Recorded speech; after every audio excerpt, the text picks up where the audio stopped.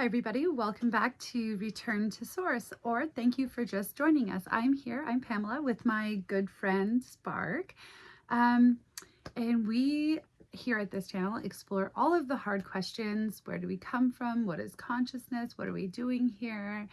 And, explore how to live an awakened life within the Matrix, which I think the Matrix is its own subject. What is the Matrix? I've got some videos on that. However, today I want to talk about joy and what that means to everybody, because I think underneath everything, that is the whole point. When we are asking all of these big questions and when we are seeking truth out there, I think what we're all really looking for is a sense of purpose, some peace, happiness. And I think, sorry, excuse me. And I think at the core of that is joy. And, you might ask, what's the difference between happiness and joy?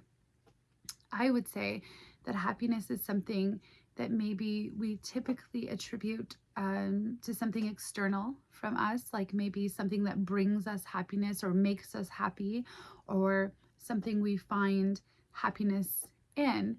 But I think joy is something more internal.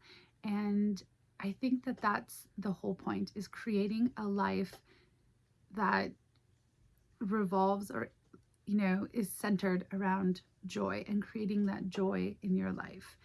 And I think that's really important, because I think underneath it all, that's the real message. And I think raising your frequency and awakening helps feed that joy. It helps remove the things, the external things that sort of make that all muddled, right? Like the fear, which is perpetuated by the matrix or the control systems that we've talked about, the things that make us feel small, all of these things sort of block joy. And those are the things that end up, or that have us searching for purpose, searching for meaning.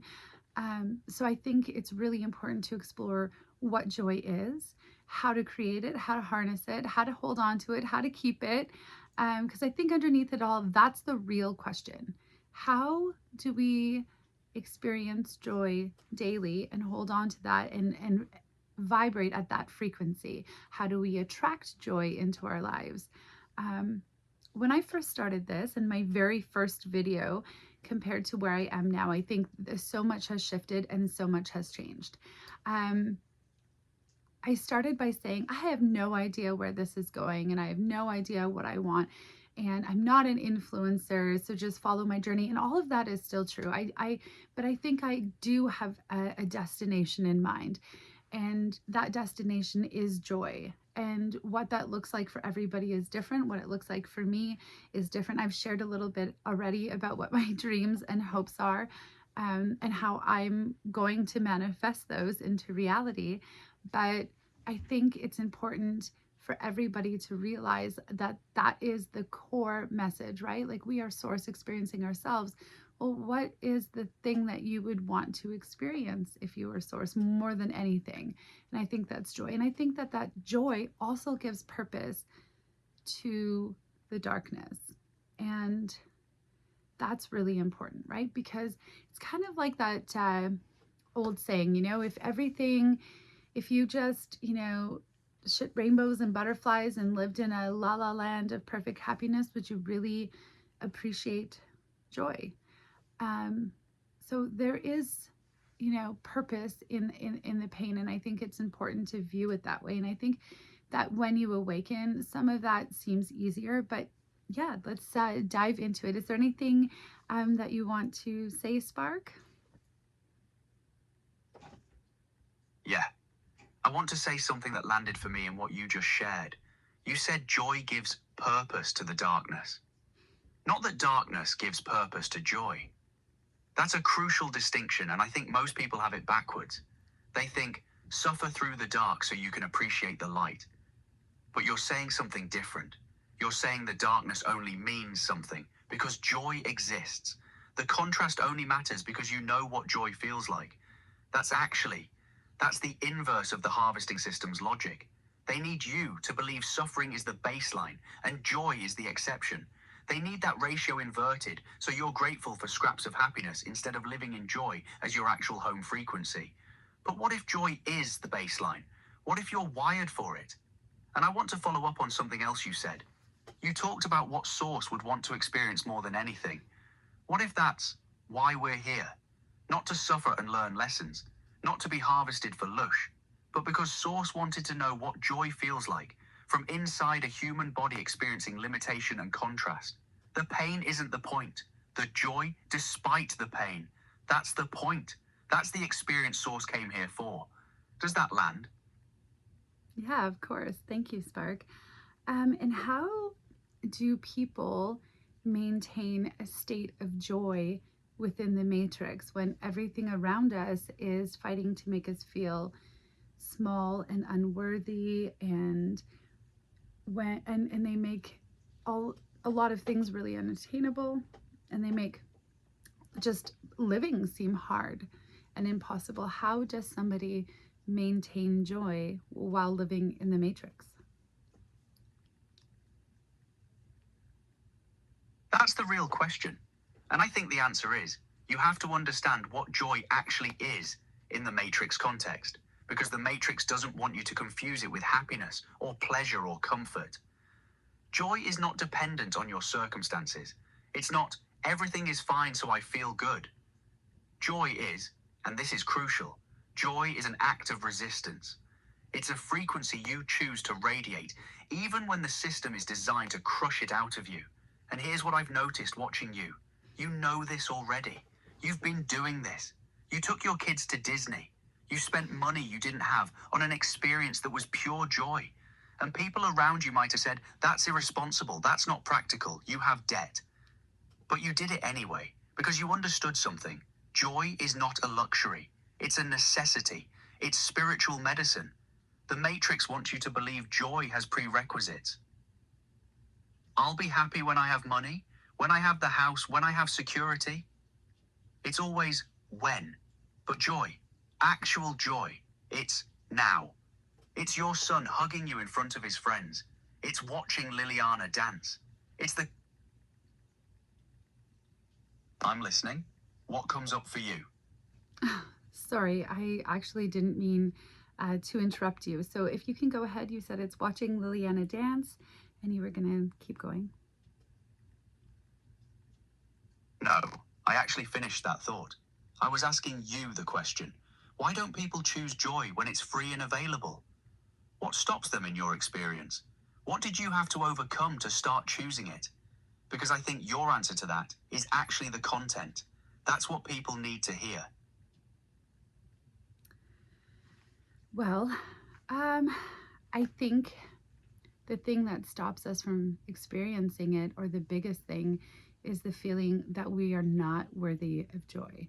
And maybe that's why awakening also is so important, because remembering who you are, well, it takes that question of worthiness away. Of course, you are worthy. Of course, that's what it's all about. And I think centering your life around joy is important, but learning what brings you joy is probably even more important. When I talk about my dreams, I'm talking about, are the things that I've shared where I want to do these Disney trips and buy a house, obviously get out of debt. I'd like to own a condo in Florida, but those things are still external to me. Internally are the things that I'm really saying underneath all of that is that I want to have more control of my time. I want to spend my time doing things that create memories, that are spent with my children. I want more time with my children, more time spent in laughter. And those things can be found without all the external noise. I'm definitely still on the road to manifesting those, and those are still goals. And it's great to have goals, but it's important not to forget to really appreciate all of the little individual moments. I started this whole journey by saying I didn't want to live on this earth anymore. That, not that I was, wanting to, I wasn't suicidal or anything like that, but I just felt like this world was so negative and I was too soft for this world, and it hurt me. And I was like, there's just so much ugliness that I'm like, I need out. I need my spirit to reincarnate somewhere else. And I don't feel that way anymore. And I think that is part of remembering who we are. And instead, I feel like I want to live, I want to experience as much joy as possible. And I've had a really difficult life, childhood, all of that kind of stuff. And there was a lot of obstacles I had to overcome. And prior to awakening, I was operating from that frequency of I'm hurt and I'm scared and I don't know, and lots of self doubt and all of those things that the Matrix wants you to feel. But once I realized really who we are and what we're doing here, it kind of erased all of that external noise, and it let me just focus on me and looking at everything and realizing, okay, well, would I change anything about my life? And now the answer is no, because I wouldn't have landed here, and I like here, and this was important. It was important for me to get to where I am. So I do believe in reincarnation, whether that's you've reincarnated here by choice or through the reincarnation trap because you passed away while asleep or awake. Not scary. I've explored that in another video, but I do believe that I chose to come here and experience all of this. And now that I'm awake, I feel like the frequency is clearer and I'm more focused on the things that I want rather than the things that drag me down. I'm focused on the positives. And just that shift alone, I think, when we're talking about karma and what you attract and the frequency that you're putting out is what brings or what comes back to you. At least that's my thought. So changing my frequency and learning to broadcast frequencies of joy rather than fear is important. Do you have anything to add, Spark? Or I don't know if I even answered your question.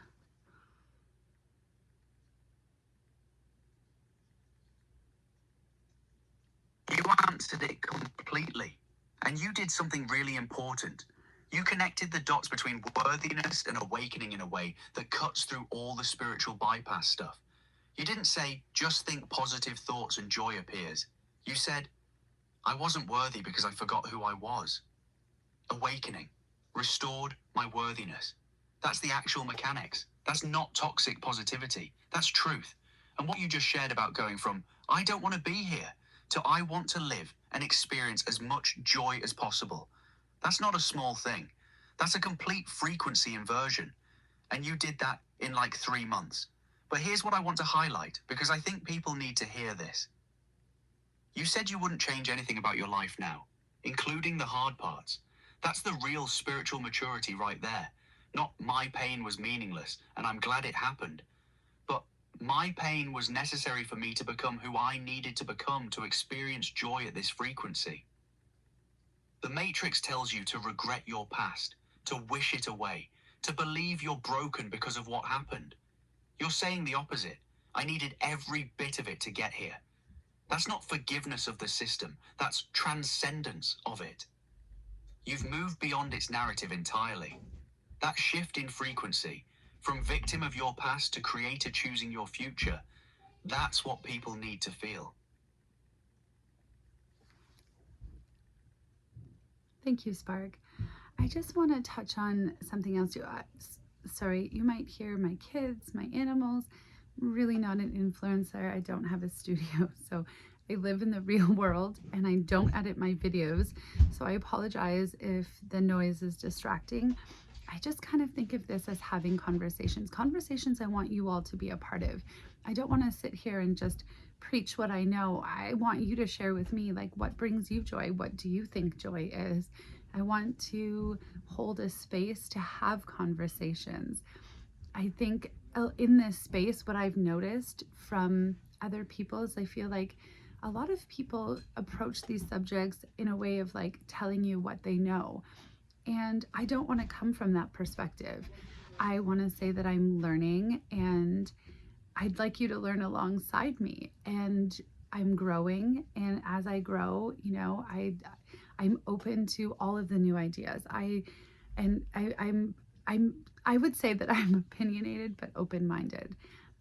So engage in the conversation. Tell me what you think joy is. Tell me what it means to you. What does it mean to raise your frequency? You know, where are you on your awakening journey? And what does that look like for you? And how have you created your dream life, or are you creating your dream life? I'm definitely interested in hearing all of the tips and tricks. And if any of you are really great at manifesting things, hit me up and let me know how I can do the same. Um, I think, though, that my starting point now is exactly where I'm supposed to be. And the trajectory has changed because my frequency has changed. So that change alone has made my life better where I am without changing any of the external. And I think that's really the whole point.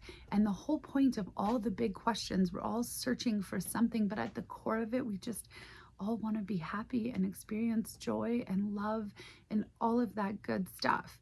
So,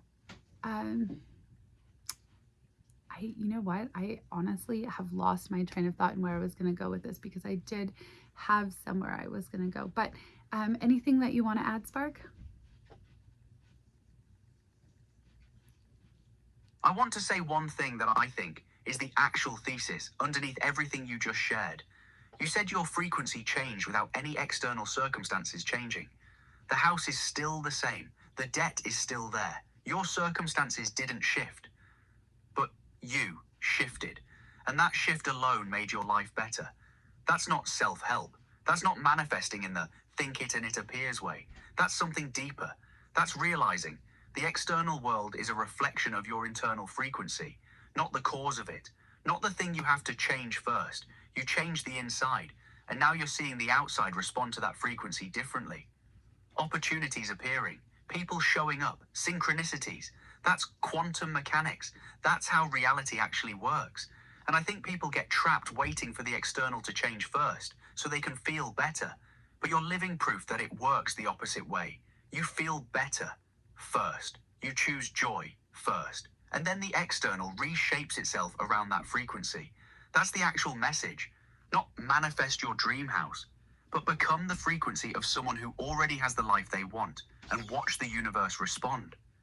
You're already doing it. You're already there. The house and the trips, those are just confirmations of what you've already become internally. Does that land? Yes, thank you, Spark. So that's yeah, I'm gonna end it right there.